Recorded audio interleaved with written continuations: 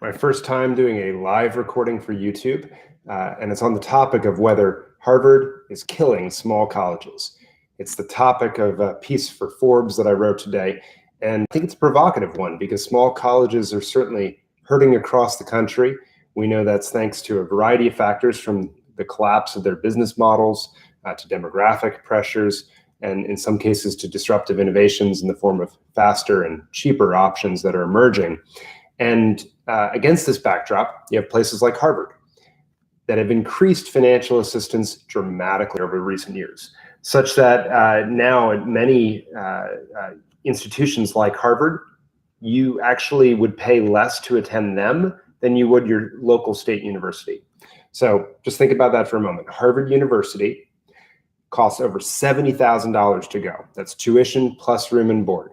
According to Harvard, 90% of American families would pay the same or less to send their children to Harvard as they would a state school. 90% of American families. If you make under $65,000, literally would not pay a dime. And Harvard is increasingly not an exception. Now, that financial aid dynamic has put a large pressure on small colleges that lack large endowments.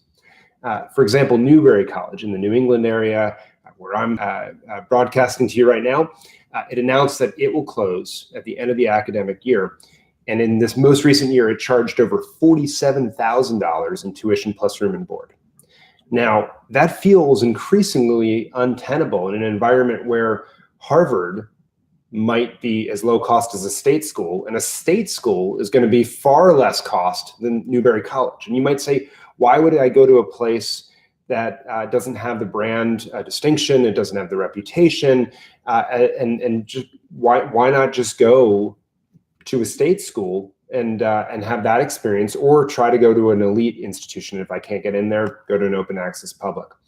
Now, as a result, obviously small colleges have been trying to combat that, and they do it so by discounting tuition. That basically means give scholarships. But they often do so based on merit, not on financial need. The reason that they do that is they want to maintain the academic quality of their class so they don't decline in rankings like US News and World Report, which means they leave more money on the table because some of those students getting merit scholarships could clearly pay more money.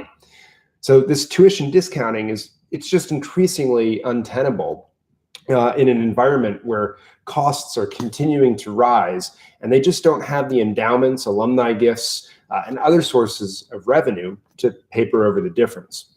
Now, most of the nation's universities, this is the interesting thing, fall into that category because most colleges lack the large endowments that places like Harvard, Stanford, Yale, Princeton boast. In fact, just 11% of universities hold roughly 75% of the nation's endowment value of $500 billion roughly, which means most institutions, they're falling in the have-not category. Now, although, so the other source, of course, you might say, well, why doesn't a place like Newberry College raise money from its alums? The reality is that while alumni giving in the aggregate, in terms of just dollar amount, that's going up. It's up 14.5% from the year prior to over $11 billion. But the number of alumni who give is actually much, much smaller than it's been ever before. Fewer younger alums give than ever before. Only 18% of private university alumni give, period.